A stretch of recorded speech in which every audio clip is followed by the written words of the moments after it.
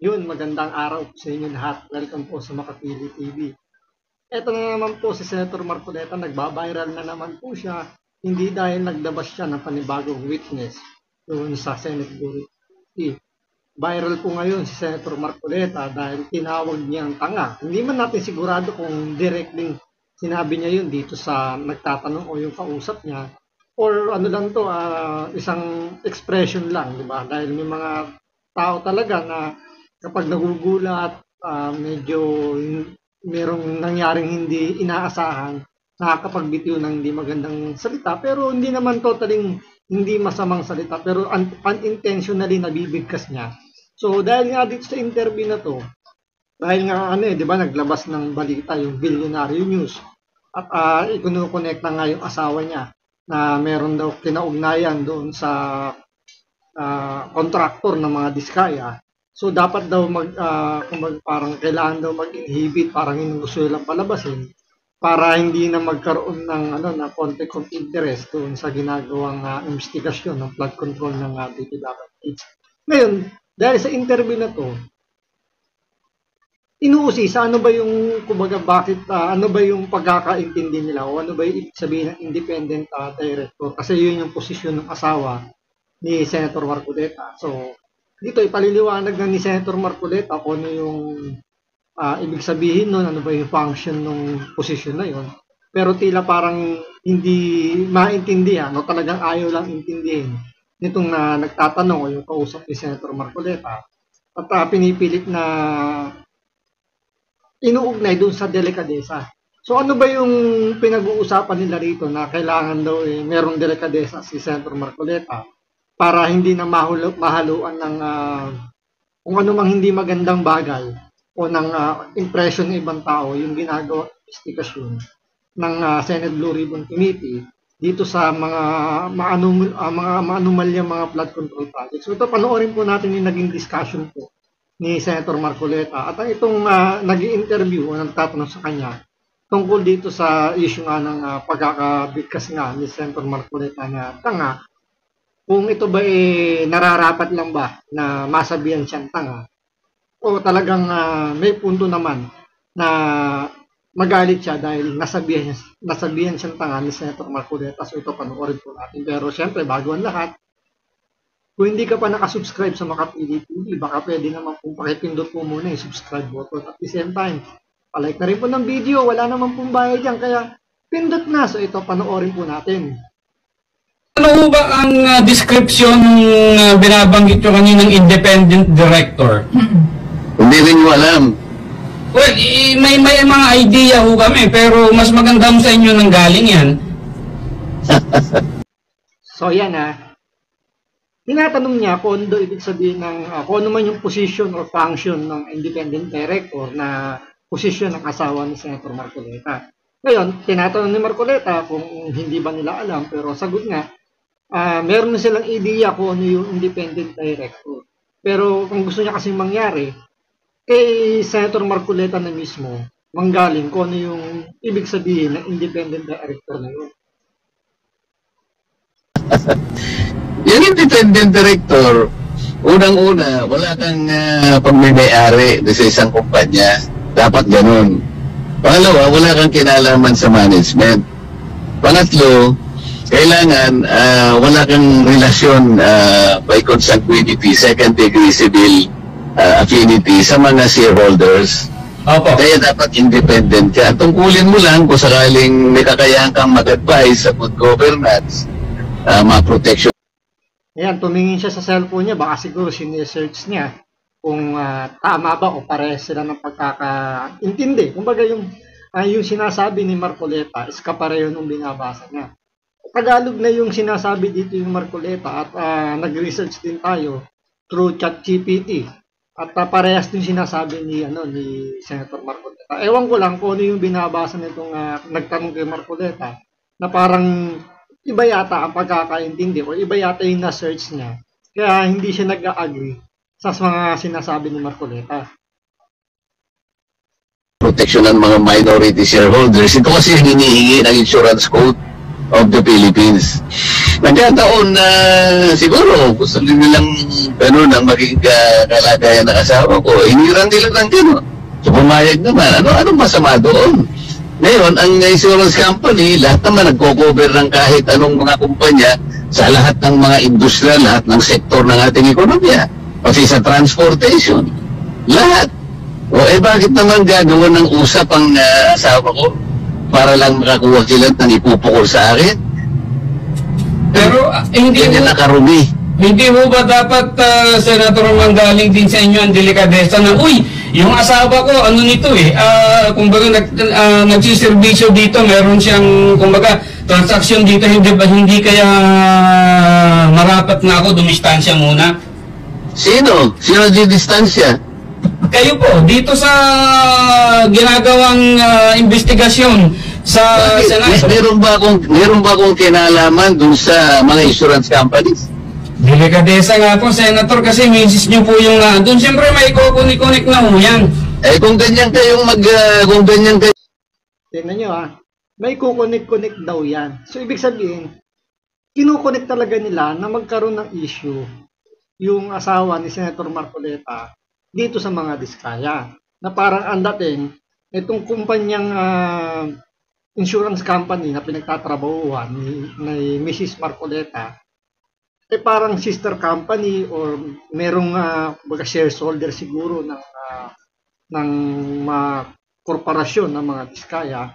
So, ikinukonek nila na since doon nagtatrabaho yung misis mo, and then may kaugnayan sila doon sa mga diskaya, di ba dapat dumistansya ka para yung pag-iimbestiga ba hindi mahalukan? Pero ang unang punto dyan, ito bang si Marcoleta pag nag-iimbestiga, isinasalba ba niya yung mga diskaya? Yan yung unang tanong.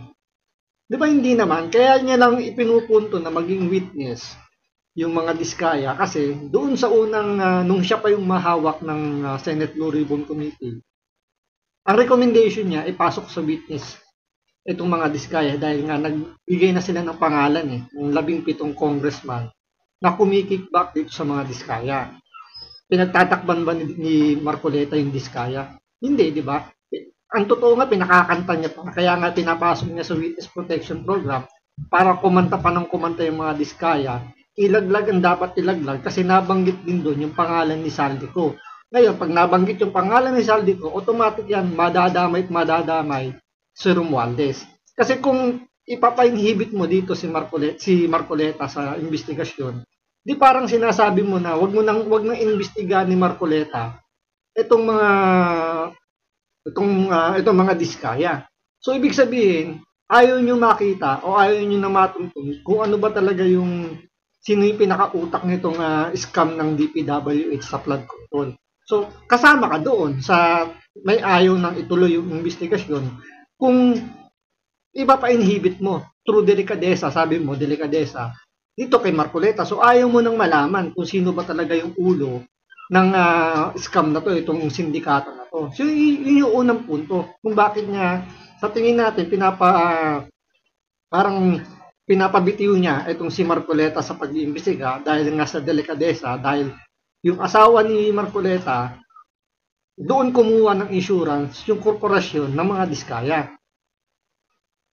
Kung ganyan kayong mag-conclude, independent nga. Kaya tinatanong ko nga sa inyo kanina kung naiintindihan ninyo Kaya nga po nagtatanong din kami, delikadesa din mo yung binabanggit. Di ba? Nagtatanong lang naman daw siya. Pinaliwanag na nga ni Marcoleta, Tagalog pa, hindi niya naintindihan. Kasi nga sa utak niya, meron na siyang conclusion at kailangan siguro sa script. Yun ang parang binigay sa kanyang script dito na kailangan madurog nila si Marcoleta rito, i-connect talaga yung kanyang pangalan, yung kanilang pamilya para masira yung kredibilidad ni Marcoleta. Ang tanong nga doon, anong punto kung masisira yung kredibilidad ni Marcoleta kung hindi naman niya pinoprotektahan yung mga diskaya? Diba? So, ibig sabihin dito, itong pinupunto ng delikadesa nitong reporter na to, anchor na to, para hindi na matuntun kung sino talaga yung utak nitong sindikato sa DPWH. So, ibig sabihin, mukhang tama yung sinasabi ni Senator Marcoleta na bayaran daw talaga yung Billionaire News. Nabanggit niya yan. Dahil nga sila yung unang gumawa ng issue na to, hinalungkat, na hindi man lang nag-research hanggang sa makarating dito sa sister company nila tong Abante News na to. Kala ko nga kay kay Congressman Abante, yung pala sister company pala to ng Billionaire News. Na hindi man lang nila ni-research muna ano ba ibig sabihin ng independent director. So dahil hindi na kayang ipagtanggol ng Billionaire News, itinawid nila rito sa Abante News para kunyari nasa na to ng mga mainstream media. Pero ang tanong, bakit yung ibang mainstream media hindi pinipick up itong nilabas na balita ng Billionaire News? Siguro sila, matalino sila ng kaunti, hindi sila tanga, kaya hindi nila kinocover itong issue na to kasi naiintindihan nila kung ano ibig sabihin ng independent director. Ngayon, itong anchor na to, mali siguro yung nabasa niya doon sa cellphone niya kung ano ibig sabihin ng independent director. Kaya, kumbaga hindi siya nag-agree dito kay Marcoleta, kaya nakikipagtalo pa siya. Tagalog na ngayon piniliwanag ni Marcoleta na wala namang bearing yung posisyon ng asawa niya. Kailangan lang yung isa sa mga requirements lang yun ng mga insurance company para makapag-operate sila, makapag-distribute o makapag-bigay sila ng serbisyo dun sa mga naghahanap ng insurance. Kasi usually sa mga government transaction, kailangan talaga ng insurance tulad ng sasakyan, di ba? So, hindi ka naman kukuha ng insurance, malamang may insurance company itong, mayroon tong sasakyan na kinuha na niya ng insurance. Sigurado naman tayo, hindi siya nagtanong kung sino yung independent director ng kumpanyang kinuhanan niya. Baka nga hindi niya alam kung sino yung pangalan ng mga opisyalis ng insurance company. Di ba? Hindi naman hindi naman importante na doon sa mga nag-a-apply ng insurance kung sino-sino yung mga may-ari niyan.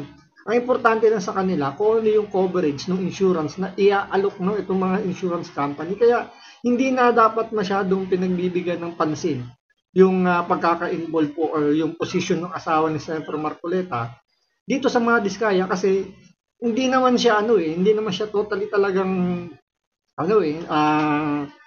kumbaga walang kinalaman talaga between yung dalawang kumpanya dahil ang pinaka nag-uugnay lang sa kanila is yung transaction lang. Once na nagkaroon ng aberya, yung mga proyekto ng mga contractor kapag sumablay, kasi may mga terms and condition yan. Diba? Kung halimbawa, act of nature, lumindol, bumagyo, nasira yung project nila, titingnan yun ng insurance company kung karapat-dapat ba nilang bayaran yung nasirang property. Siyempre, kung yun naman ghost project, ba't babayaran ng insurance company? Kung substandard ang pagkakagawa, hindi rin babayaran yun ng insurance company. Kaya kung mapapansin nyo, sa gobyerno, especially dyan sa mga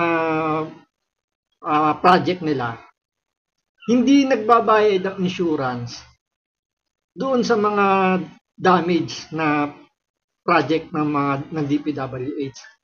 Pansinin niyo, ang ginagawa din ng DPWH, humihingi sila ng budget for maintenance. Kasi kapag nagbayad ang insurance, walang makukuhang kickback yung mga sindikato sa gobyerno, sa DPWH. Pansinin niyo, na-topic na rin yan dun sa National Irrigation, di ba? Yung kay Rapi Tulfo, kung di ako nakakamali doon. Ang daming proyekto ng National Irrigation na hindi pa nga naitatayo yung project, nanghihingi na sila ng budget for maintenance. Yun ang isa sa mga modus na ginagawa ng mga sindikato sa gobyerno. So, ganun din ang ginagawa rito sa DPWH. Hindi sila umaasa sa insurance kasi babayaran insurance yun para ma-repair yung project. Ngayon, ang gagawin nila dyan, yearly hingi sila ng maintenance para hindi naman nila gagawin yung project para tuloy-tuloy lang every year nakakakuha sila ng kickback. So, yun ang ginagawa ng mga sindikato. Pero yung insurance, kumikita rin kasi nga, hindi naman sila nag-claim. Kasi nga, sigurado, marireject yun kapag nag-imbestiga sila na ghost project yung ginawa or substandard. So, ito, tuloy po natin kung paano nasabi ang tanga nito ni Senator Marcoleta itong anchor na to, yung reporter na to. Binabanggit namin dito. Dito, Wala pinag-uusapan tayong ng ganun. delikadesa dahil wala akong connection doon. Ang asawa ko, independent. Yun nga po, asawa niyo yun eh. Oo, nakikipagdebate ka pa sa akin eh. Akala ko ba, ano ka, magtatanong ka lang. Nagtatanong din po kami, pero ipupoint out ko rin po yung Pag argument sinasabi namin mo kasi dito. delikadesa, parang may connection ako eh. Wala nga eh. Naintindihan mo yun? Sige sir, salamat na lang po. Tama. Oh! Diba? Kaya ka nasabihan ng tanga ni Marcoleta. Ipinipilit mo kasi meron siyang connection dun sa insurance company. Kahit na sabihin mo asawa niya, yung independent director doon, still doon sa definition ng kanyang position sa kumpanya, baliwala. Hindi, parang ano rin, katulad na lang sa di ba, pagdadivest ng mga congressman na yan, nila Saldico.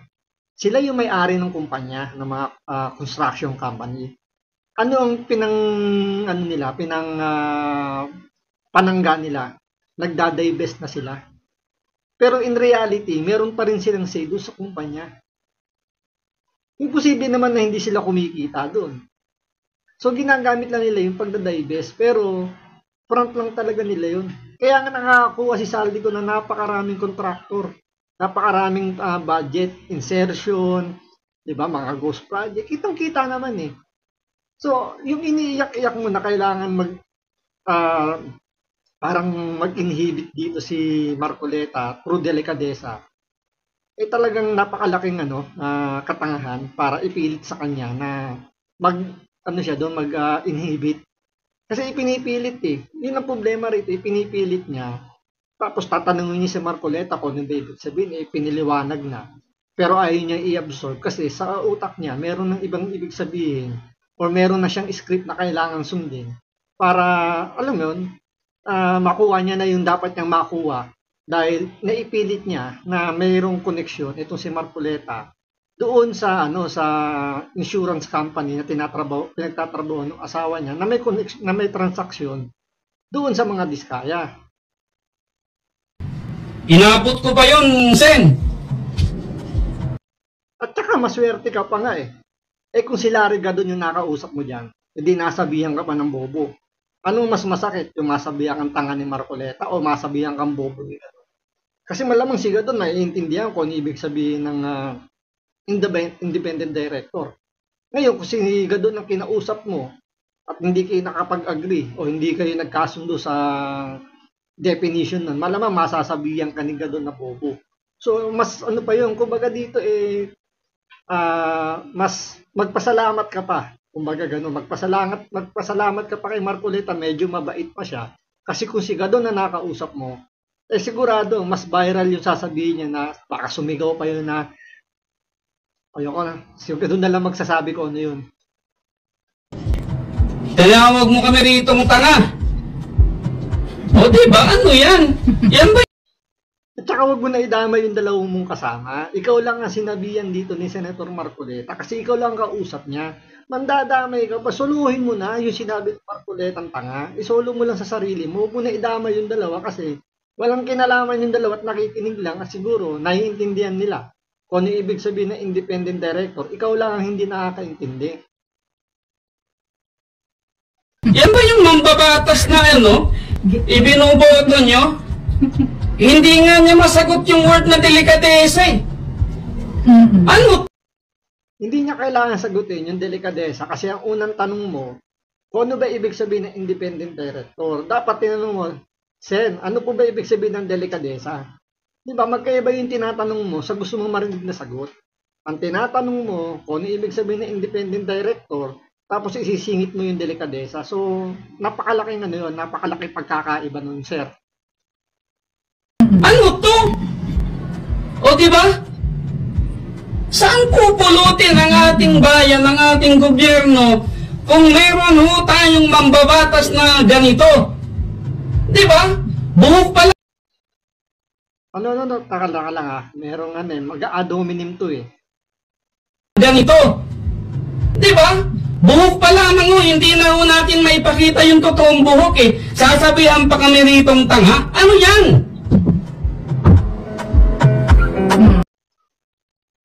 Diba? Nag-ad hominem na. Kasi hindi niya na kayang depensahan yung sarili niya. Tatanungin niya pa na ano daw mangyayari sa bayan natin kung dito pa lang daw hindi na masagot. Ang tanong, ano kaya mangyayari sa bayan natin ngayon kung hindi nanalo itong si Marcoleta bilang senador? Kasi sa lahat ng senador, si Marcoleta lang ang matapang na tumatayo sa gitna at talagang namumuno kahit hindi siya yung Senate Blue Ribbon Committee chairman. Talagang inilalaban niya yung kanyang paninindigan na talagang kailangan hanapin kung sino talaga yung pinakaulo ng sindikato na to. Hindi kagaya rito na pinipilit niyang mag-inhibit through delikadesa si Marcoleta para hindi na malaman kung sino talaga ang punot dulo ng pagnanakaw ng pera ng taong bayan. Kasi kapag dito tumigil si Marcoleta, malamang hindi na wala nang saysay na hanapin pa yung nasa ulunan kasi kitang-kita naman ang Senate Blue Ribbon Committee natin. Hindi tinatarget dito ang mga congressman. Ang tinatarget lang yung mga senador. Diba? Parang takot na takot silang banggitin yung pangalan ni Romualdez. Tanging si Marcoleta lang at si Chis Escudero lang ang talagang bumabanggit ngayon. Na parang itong si Lacson nanginginig sa takot kapag naririnig yung pangalan ni Romualdez. Kaya napakainam talaga na nandiyan si Senator Marcoleta kasi talaga hindi niya titigilan ito hanggat di niya nahuhuli kung sino yung nasa ulo ng itong scam na ginagawa ng DPWH, yung pandarambong ng pera. So, abangan natin sa susunod na hearing ng Senate Blue Ribbon Committee kasi nabalitaan natin na iimbitahan na daw nga po ni Ping Lacson, itong si Saldico at si Romualdez para magbigay sila ng kanilang saloobin tungkol sa pagdadawit sa kanya dito sa maanumalyang proyekto ng DPWH. So, abangan natin yan. So, maraming salamat po sa panonood. Ingat po kayo lagi. God bless.